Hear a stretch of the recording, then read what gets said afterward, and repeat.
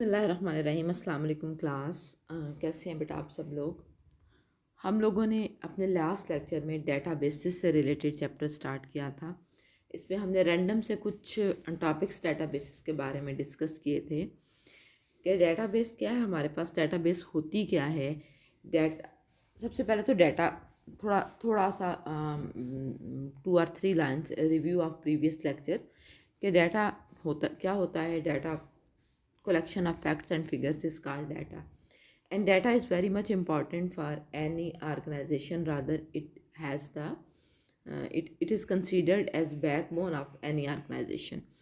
तो उस डाटा को रखने के लिए, उसको महफूज रखने के लिए, उसको अरेंज करने के लिए हमारे पास शुरू ज़माने ही से मुख्तलिफ़ किस्म की टेक्निक्स इस्तेमाल की जाती रही हैं।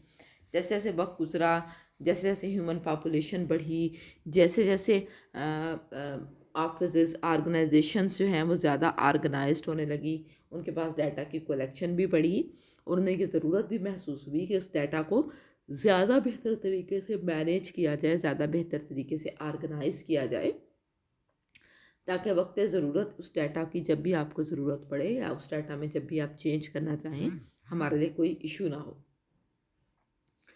तो ट्रेडिशनली उसके लिए जो अप्रोच हम इस्तेमाल करते थे वो अप्रोच थी फ़ाइल प्रोसेसिंग सिस्टम। हम फाइल्स में मतलब बहुत पहले मैनुअली डाटा प्लेस किया जाता था, फिर कंप्यूटर आया तो कंप्यूटर में फ़ाइल्स बना के डाटा रखा जाने लग गया। और होते होते उस फाइल सिस्टम के मुख्तलिफ डिसएडवांटेजेस हमने अपने प्रीवियस लेक्चर में डिस्कस किए थे। लाइक डाटा में रिडंडेंसी होती है, और इसके अलावा क्या होता है कि डाटा एक्यूरेट नहीं होता, रिलायबल नहीं होता, ऑटोमेसिटी का इशू होता है। ये सारी चीज़ें हम अपने प्रीवियस लेक्चर में डिस्कस कर चुके हैं कि उस फाइल्स में अगर हम डाटा को स्टोर करते हैं तो क्या क्या हमें क्या क्या प्रॉब्लम्स पेश आ सकते हैं। इन सब प्रॉब्लम्स का सलूशन निकाला डेटाबेस अप्रोच ने।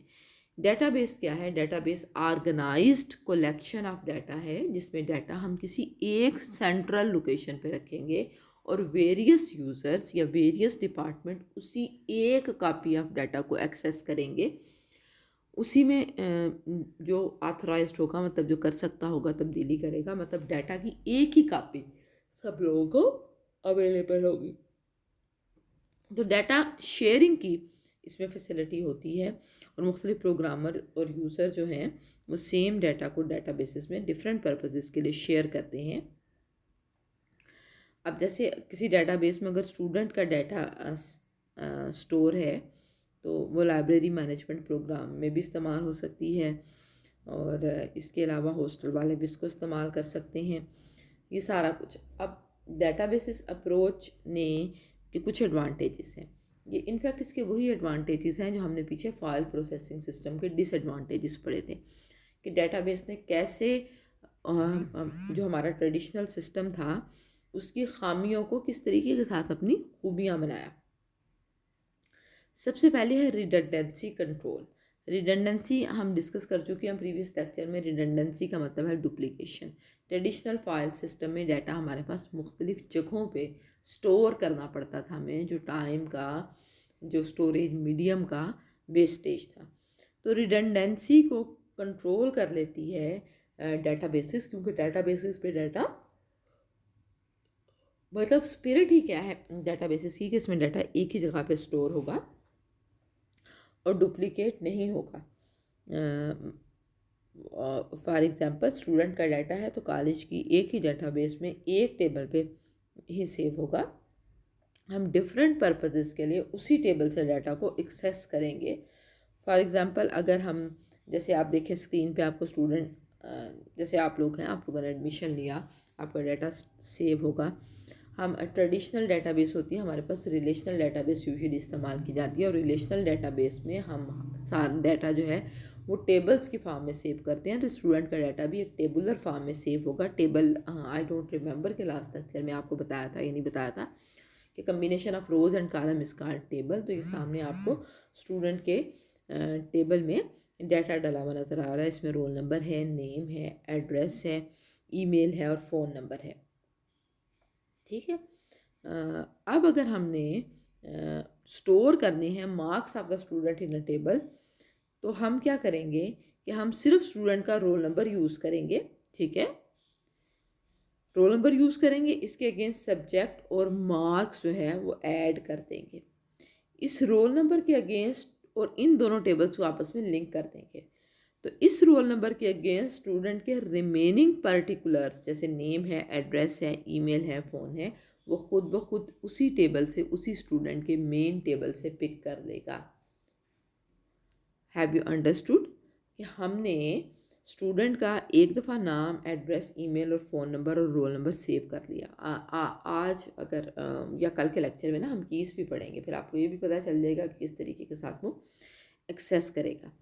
तो अब हम जो भी टेबल बनाएंगे, ये हमारा स्टूडेंट का मेन टेबल आ गया, इसमें स्टूडेंट का सारा डाटा है। अब हमने अगर उनके मार्क्स डालने हैं कि वैसे फॉर सेविंग द स्पेस सिर्फ 2 रोल नंबर का सैम्पल डाटा दिया हुआ, इनफैक्ट एक लंबी लिस्ट होगी जितने भी क्लास में या डिपार्टमेंट में स्टूडेंट्स होंगे उन सब के roll number, name, address, email और फ़ोन होंगे। और इसी तरीके के साथ हम एक मार्क्स का टेबल बना लेंगे, इन दोनों टेबल्स को आपस में लिंक कर लेंगे। इसी तरीके के साथ अगर हमने स्टूडेंट के अटेंडेंस का रिकॉर्ड मेंटेन करना है तो हम रोल नंबर लेंगे, फिर उसके बाद हम उनके उन रोल नंबर के अगेंस्ट उनके अटेंडेंस का रिकॉर्ड भी रख सकते हैं। तो हमारे पास हमने स्टूडेंट के रिकॉर्ड को सिर्फ एक ही दफ़ा सेव करना है, डाटा को डुप्लिकेट नहीं करना। सिर्फ और सिर्फ रोल नंबर बार बार डुप्लिकेट होगा मुख्तलिफ टेबल में। क्यों? क्योंकि इस रोल नंबर के ज़रिए लिंक किया जाएगा। अगर रोल नंबर को डुप्लिकेट करना, बार बार रिपीट करना, इसलिए ज़रूरी होगा कि एक टेबल से दूसरे टेबल का जो इंटर कनेक्शन होगा वो थ्रू द रोल नंबर होगा। तो first advantage of database approach क्या है कि हम इसमें रिडंडेंसी को कंट्रोल कर लेते हैं। जब रिडंडेंसी कंट्रोल हो जाती है तो उसका अल्टीमेट नतीजा निकलता है डाटा कंसिस्टेंसी। रिडंडेंसी कंट्रोल का अल्टीमेट नतीजा डाटा कंसिस्टेंसी है। अगर एक डाटा आइटम सिर्फ एक ही जगह पे होगा, मतलब रिपीट नहीं होगा, तो वो कंसिस्टेंट होने का भी यही मतलब है कि हमारे पास सेम वर्जन हो डाटा का हर जगह पे। मतलब जो स्टूडेंट का डाटा डिपार्टमेंट को अवेलेबल है वही के पास है, वही क्लैरिकल ऑफिस में हो, वही उसके डिपार्टमेंट के पास हो, वही हॉस्टल में हो, या वही कॉलेज मैगज़ीन में हो। ये नहीं कि मुख्तलिफ़ जगहों पे स्टूडेंट का रोल नंबर मुख्तलिफ, रोल एड्रेस मुख्तलिफ हो, मुख्तलिफ़ जगहों पे फ़ोन नंबर मुख्तलिफ हो, बल्कि डाटा सेम हो।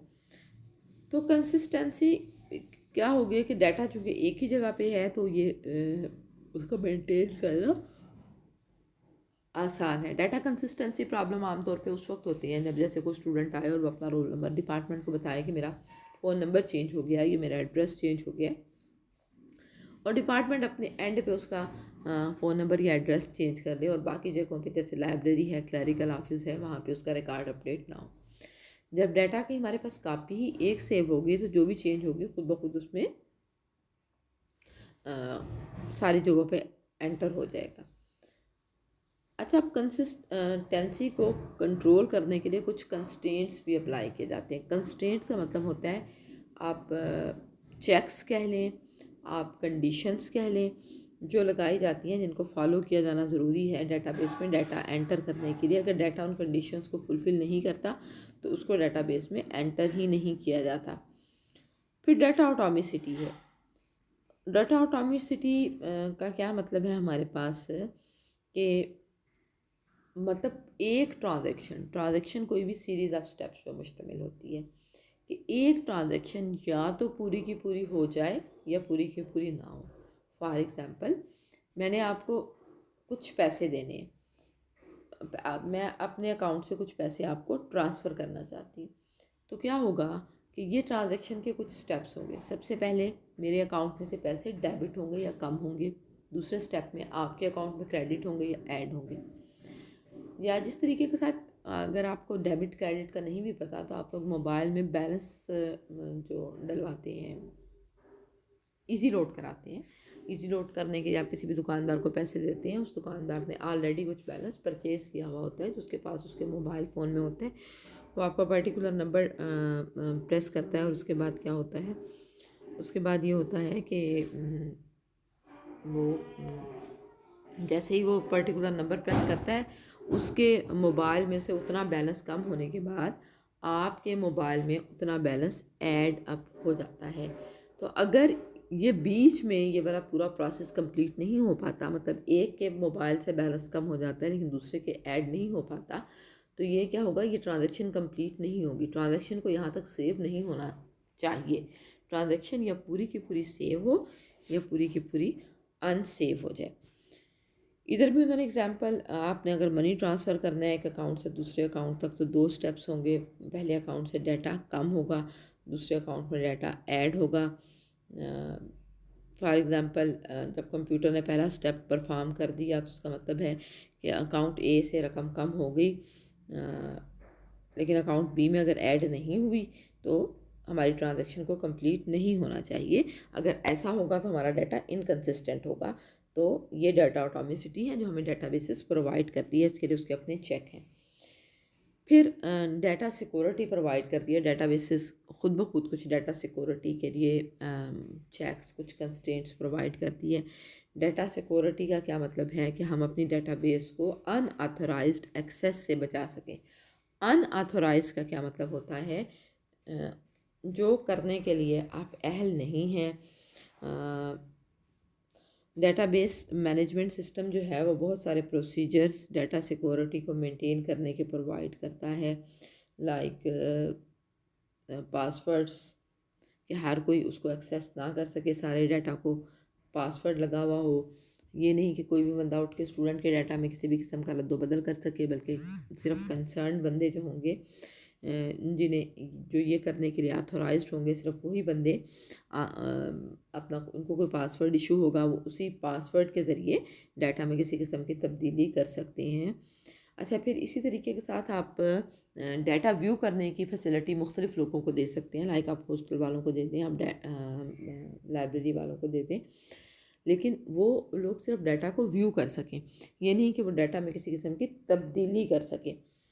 फिर उसके बाद है रिड्यूस डेवलपमेंट टाइम।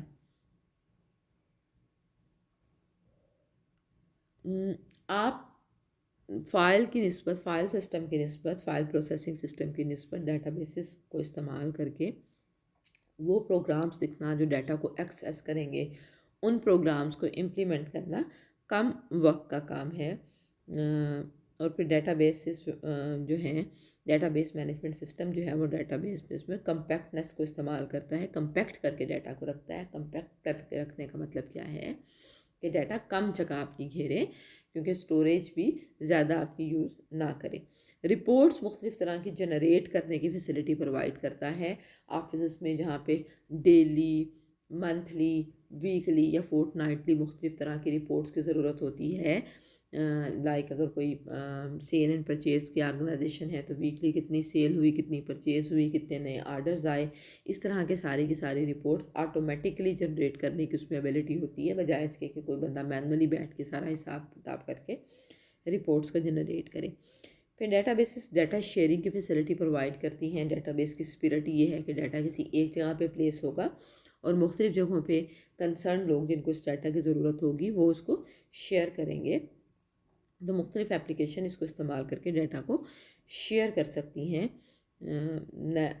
नई डाटाबेस बनाने की बजाय इसी तरीके के साथ अगर और लोगों को भी इस डाटा की ज़रूरत है, पूरा का पूरा डाटा किसी ऑर्गेनाइजेशन को भी चाहिए, तो वो इसी डाटाबेस को शेयर कर सकते हैं। कंकरेंसी इंक्रीज़ हो गई है। कंकरेंसी का क्या मतलब है कि सम टाइम 2 से ज़्यादा लोग एक ही फ़ाइल को एक्सेस कर रहे होते हैं और उस फाइल को एक्सेस करते हुए वो क्या करते हैं, एक दूसरे के साथ इंटरफेयर कर सकते हैं, जिसके नतीजे में कुछ इन्फॉर्मेशन लॉस हो सकती है। तो एक ही वक्त में जो एक्सेस है, कंकरेंट एक्सेस, साइमल्टेनियस एक्सेस, वो भी पॉसिबल बना देते हैं। मतलब 2 लोग व्यू तो कर सकते हैं बट चेंज नहीं कर सकते। उसके बाद है हमारे पास इम्प्रूव्ड बैकअप और रिकवरी। हाँ जी, तो हमारे पास डेटाबेस अप्रोच का जो एक फ़ायदा है वो इम्प्रूव्ड बैकअप और रिकवरी है। बैकअप का क्या मतलब होता है कि हमने डाटा की जो कॉपी होती है, हम डाटा को सेव करके रखना ताकि अगर हमारे डाटा को इंटेंशनली या अनइंटेंशनली कोई नुकसान होता है तो हमारे पास डाटा की एक और कापी हो जिससे हम उस डाटा को निकाल सकें और हमारे पास डाटा का नुकसान ना हो। तो हमारे पास जो है फाइल प्रोसेसिंग सिस्टम में it was the responsibility of the user के वो डाटा की कापीज़ तैयार करके रखें, जबकि अब जो हमारे पास डाटाबेस सिस्टम है इसमें ये रिस्पॉन्सिबिलिटी DBMS वाला सिस्टम है, ये खुद ब खुद डाटा की बैकअप लेना और उसको रिड्यूस साइज में रखना, DBMS खुद ऐसी अप्रोचेस प्रोवाइड करता है। फिर डेटाबेस अप्रोच जो आजकल इस्तेमाल हो रही है, it provides the data independence. इसका मतलब क्या है कि हम डाटा और application program are independent from each other. हम एप्लीकेशन प्रोग्राम में कोई भी चेंज किए बगैर डाटा को चेंज कर सकते हैं और डाटा में कोई भी चेंज कर सकते हैं तो हमारे पास सेम एप्लीकेशन प्रोग्राम्स इस्तेमाल होंगे। तो all these are the advantages of using database approach like redundancy control. फिर हमारे पास डाटा शेयरिंग आसान है और डाटा ऑटोमेसिटी है, कंसिस्टेंसी है हमारे पास डाटा में, डाटा हमारा ज़्यादा सिक्योर है, कम्पैक्टनेस है उसमें, बैकअप एंड रिकवरी इम्प्रूव है, डाटा इंडिपेंडेंस है। और डिसएडवांटेजेस क्या हैं डाटाबेस अप्रोच के? कुछ डिसएडवांटेजेस भी हैं डाटाबेस अप्रोच के, लाइक डाटाबेसेस को इस्तेमाल करते हुए हमने कंपोनेंट्स ऑफ डाटाबेसेस स्टार्ट में पढ़े थे, तो उनमें से कंपोनेंट सॉफ्टवेयर है। तो that software that is used for managing the databases इस डेटाबेस मैनेजमेंट सिस्टम। तो वो कॉस्टली होता है, वो परचेज़ करना पड़ता है। इसी तरीके के साथ जो हार्डवेयर वगैरह डेटाबेसेस के लिए चाहिए उसकी भी कास्ट ज़्यादा होती है। प्रोग्रामिंग की एप्लीकेशन प्रोग्राम्स वगैरह बनाना to access the data from database, ये भी कास्टली हो सकता है। प्रोग्रामिंग की कास्ट ज़्यादा होती है। कन्वर्जन कास्ट होती है। कन्वर्जन का क्या मतलब है कि हम एक सिस्टम ऑफ स्टोरेज से दूसरे सिस्टम की तरफ जो मूव करते हैं, डेट इज़ कॉल्ड कन्वर्जन। कि हम मैनुअल सिस्टम से फाइल प्रोसेसिंग सिस्टम की तरफ मूव करें या फाइल प्रोसेसिंग सिस्टम से डाटाबेसिस सिस्टम की तरफ मूव करें, that is called conversion cost. उसके बाद हमारे पास है कि हमारे चूँकि सारा का सारा डाटा हमने एक सेंट्रलाइज लोकेशन पे रखा हुआ है, तो ये ऐसे ही है जैसे वो इंग्लिश में एक मुहावरा है ना कि don't put all your eggs in one basket. तो अब आपने अपने सारे अंडे एक ही बास्केट में रख दिए। अगर उस सेंट्रल जगह पे कोई प्रॉब्लम पेश आता है तो आपके पास डाटा सारे के सारे डिपार्टमेंट, सारी की सारी ऑर्गेनाइजेशन के पार्ट उस डाटा को एक्सेस करने के काबिल नहीं रहेंगे। कम्प्लेक्सिटी थोड़ी ज़्यादा होती है। अच्छा, डेटाबेसिस अप्रोच और फाइल प्रोसेसिंग सिस्टम में कुछ डिफरेंसेस को अब हम डिस्कस करते हैं। जो हमारे पास फाइल बेस अप्रोच है, इसमें जो प्रोग्राम्स और डाटा हैं ये इंटरडिपेंडेंट है, और डेटाबेस अप्रोच में क्या है कि डाटा इंडिपेंडेंस है। फिर हमारे पास फाइल बेस्ड अप्रोच में डाटा मुख्तलिफ जगहों पे पड़ा हुआ होता है जिसकी वजह से रिडंडेंसी होती है। डेटाबेस अप्रोच में रिडंडेंसी नहीं होती, डाटा एक ही जगह पे पड़ा होता है। फिर मुख्तलिफ जगहों पे डाटा पड़े होने की वजह से फाइल सिस्टम में इनकन्सिस्टेंसी होती है, जबकि डेटाबेसिस में डाटा आपका कंसिस्टेंट होता है। फिर हमारे पास डाटा की एक्सेस सेपरेटली सेव होने की वजह से डाटा को मुश्किल होती है। डेटाबेसिस अप्रोच में ये एक्सेस इजी होती है और डाटा शेयरिंग नहीं होती। फाइल प्रोसेसिंग सिस्टम में डेटाबेसिस में शेयरिंग ईजियर होती है। फिर इंटीग्रिटी चेक्स मुख्तलिफ़ किस्म के अप्लाई करना मुश्किल हो जाते हैं फाइल प्रोसेसिंग सिस्टम में, जबकि डेटाबेसिस में ये क्वाइट ईजियर होती हैं। फाइल प्रोसेसिंग सिस्टम में सिक्योरिटी बहुत पुअर होती है, डेटाबेसिस में सिक्योरिटी काफ़ी स्ट्रांग होती है। ट्रेडिशनल फाइल प्रोसेसिंग सिस्टम इतना कम्प्लेक्स नहीं होता, डेटाबेसिस कम्प्लेक्स होती हैं। और ट्रेडिशनल फाइल प्रोसेसिंग सिस्टम जो होता है ये उसकी कास्ट कम होती है और डेटाबेसिस की कास्ट काफ़ी ज़्यादा होती है। अब हम एक टॉपिक नेक्स्ट देखते हैं, डेटाबेस इन्वायरमेंट में हमारे पास कौन कौन से यूज़र्स होते हैं। जब हमने कंपोनेंट पढ़े थे तो personal was one of the component of databases. Databases के कंपोनेंट में हमारे पास हार्डवेयर था, सॉफ्टवेयर था, पर्सनल था। मतलब वो बंदे डाटा मेन कंपोनेंट तो ऑफ कोर्स डेटाबेसिस का डाटा ही है। उसके बाद हार्डवेयर होगा जिसके ऊपर वो डाटा स्टोर होगा, सॉफ्टवेयर होगा जो उस डाटा को मैनेज, मेंटेन, एक्सेस करने में हेल्प करेगा। और फिर हमारे पास वो लोग होंगे जो उस डाटा की कलेक्शन में, उस डाटा को सेव करके रखने में, रखने में हमारी मदद करेंगे, या वो लोग होंगे जो अल्टीमेटली उस डाटा को एक्सेस कर रहे होंगे। तो हमारे पास type of users in database environment में, different type of user database environment में होते हैं। सबसे पहले यूज़र, जिसको हम यूज़र बोलते हैं, उसको हम एंड यूज़र भी कह सकते हैं। ये वो बंदा है जो डायरेक्टली इंटरेक्ट करता है डेटाबेसेस से on day to day basis. ये इनके पास ज़रूरी नहीं है कि कोई टेक्निकल नॉलेज हो, जैसे कॉलेज का क्लरिकल स्टाफ है, बेसिक कंप्यूटर की नो हाउ इनके लिए काफ़ी है। इन्हें कोई टेक्निकल नॉलेज डेटाबेसेस का होना ज़रूरी नहीं है। और कोई एक स्पेसिफिक इंटरफेस इनको प्रोवाइड कर दिया जाएगा, इंटरफेस के ज़रिए से वो उस डाटाबेसेस के साथ कनेक्ट करेंगे। उन्हें उस बात से कोई गर्ज नहीं होगा कि इंटरनली डाटा को किस तरीके के साथ स्टोर या सेव किया गया है। वो सिर्फ उस डाटा को एक्सेस करेंगे और अपनी रोज़मर्रा की ज़रूरियात में बार बार उस डाटा को इस्तेमाल करेंगे। फिर है डाटा एडमिनिस्ट्रेटर। ये वो बंदा होगा that is mainly responsible for managing the for administrating the whole data of the organisation.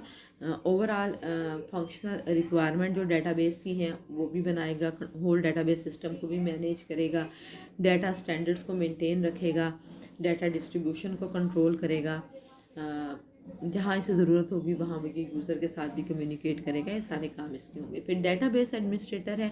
आमतौर पे डाटा एडमिनिस्ट्रेटर और डाटाबेस एडमिनिस्ट्रेटर अलग अलग नहीं रखे जाते ऑर्गेनाइजेशन में, until and unless the organisation is very huge और वेरी लार्ज। डाटाबेस एडमिनिस्ट्रेटर का क्या काम है? ये डाटाबेस सिस्टम को बनाएगा, ये डिज़ाइन, इम्प्लीमेंट, ऑपरेट, मैनेज और मेंटेन करेगा डेटाबेसिस को। ठीक है, डाटा को नहीं। डाटा एडमिनिस्ट्रेटर का क्या काम है कि वो डाटा से रिलेटेड है, इसका काम डाटाबेसिस से रिलेटेड है। तो डाटाबेसिस के पॉइंट ऑफ व्यू से it is the most important person. इसको हम DBA भी बोलते हैं, डाटाबेस एडमिनिस्ट्रेटर। डाटाबेस एडमिनिस्ट्रेटर की डिफरेंट रिस्पॉन्सिबिलिटीज़ होती हैं, मुख्तलिफ काम होंगे जो इस डाटाबेस एडमिनिस्ट्रेटर को करने होंगे। लाइक सबसे पहले इंस्टॉलेशन ऑफ अ सॉफ्टवेयर, वो सॉफ्टवेयर जो डाटा को मैनेज करने के, डाटा को एक्सेस करने के लिए, डाटा पे रिडंडेंसी कंट्रोल करने के लिए, ऑटोमेसिटी प्रॉब्लम को सॉल्व करने के लिए यूज़ होगा, वो सॉफ्टवेयर ये इंस्टॉल करेगा।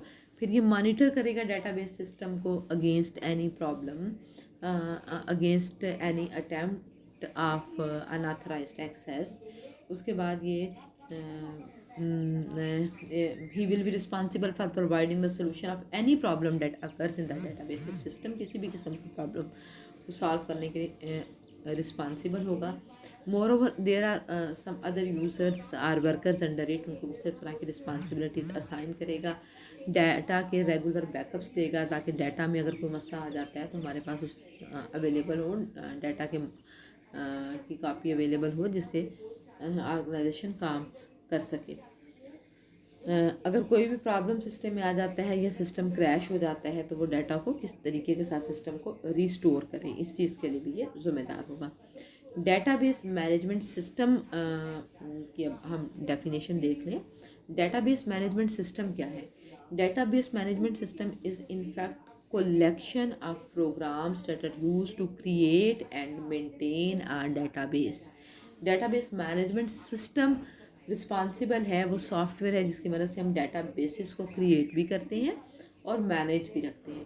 वो सारा डिसिप्लिन जो डाटा बेसिस में है, by controlling the redundancy, by maintaining the consistency, और by keeping only one copy, by automatically taking the backup, ये सारे के सारे जो हमने करेक्टरिस्टिक्स पढ़े थे डेटाबेसिस के, ये बेसिकली सारे के सारे करेक्टरिस्टिक्स हमें हासिल किस तरीके के साथ होते हैं? By database management system. तो database management system is responsible for creating and maintaining the database. और ये हमारे पास it provides the facility to define the structure of the database. User हमें स्पेसिफाई कर देगा कि टाइप क्या होगी उस डाटा की जिसको वो सेव करेंगे, फॉर्मेट क्या होगा उस डाटा का जिसको वो सेव करेंगे, और ये सारी इंफॉर्मेशन यूज़र देगा और उसकी बेस पे वो डाटा को सेव करेगा। फिर स्टोरेज मीडियम जो होगा, it provides the facility to store data on a storage medium that is controlled by DBMS। Database management system इसको भी कंट्रोल करेगा। फिर डाटा की मेंटेनेंस में क्या चीज़ें आ जाती हैं, इंसर्शन, मतलब इंसर्शन का मतलब होता है कोई नया डाटा ऐड करना, डिलीशन मतलब कोई डाटा डिलीट करना, और मॉडिफिकेशन मतलब डाटा में किसी भी किस्म की तब्दीली करना। तो इन सारी चीज़ों को ये कंट्रोल करेगा। अब हम इससे आगे जाने से पहले आज सिर्फ डाटा डिक्शनरी की डेफिनेशन पढ़ते हैं। फाइल मेंटेनेंस एंड रिट्रीवल से पहले हमने क्या काम करना है, हमने कीज़ का एक टॉपिक करना है। तो नेक्स्ट लेक्चर में हम पहले कीज़ का टॉपिक करेंगे, then we will come towards file maintenance and retrieval. तो डाटा डिक्शनरी क्या है, हम आपने मेटा डाटा भी देखा था ऊपर पहले आपको प्रीवियस लेक्चर में, वेरी फर्स्ट लेक्चर जो था डेटाबेसेस से रिलेटेड, उसमें हमने मेटा डाटा की डेफिनेशन भी देखी थी। मेटा डाटा को भी डाटा डिक्शनरी भी कहते हैं। Data dictionary data about data है, डाटाबेसेस के बारे में जो सारा डाटा है वो एक फाइल में रखा जाता है। That file is called data dictionary. इसमें डिटेल्स जैसे फाइल का नेम, डिस्क्रिप्शन, फाइल का रिलेशनशिप दूसरी फाइल्स, उसमें नंबर ऑफ रिकॉर्ड, तो ये वो सारा डाटा जो डाटाबेस में सेव है उसके बारे में इंफॉर्मेशन इसके अंदर होती है कि कौन कौन से प्रोग्राम्स हैं, कौन कौन से यूज़र हैं, फिर कौन एक्सेस कर सकता है डाटा को, कब एक्सेस कर सकता है, उसके पास क्या फैसिलिटी अवेलेबल हैं, फिर डिफ़ॉल्ट अगर हम किसी कॉलम में वैल्यूज़ नहीं डालते तो उसकी डिफ़ॉल्ट वैल्यूज़ क्या होंगी, इनिशियली कौन सी वैल्यू डिस्प्ले होगी, ये सारी की सारी इन्फॉर्मेशन डाटा डिक्शनरी में मौजूद होती है। तो आज का लेक्चर बस यहीं तक कि हमने डाटाबेस अप्रोच के डिफरेंट एडवांटेजेस देखे, फिर हमने टाइप ऑफ यूजर्स देखे, इसके अलावा हमने देखा डाटाबेस मैनेजमेंट सिस्टम क्या होता है और डाटा डिक्शनरी क्या होती है। अगर आपको कोई भी मसला हो, कोई भी क्यूरी हो आपकी इस लेक्चर से रिलेटेड, तो यू पीपल में फ्रीली आस्क।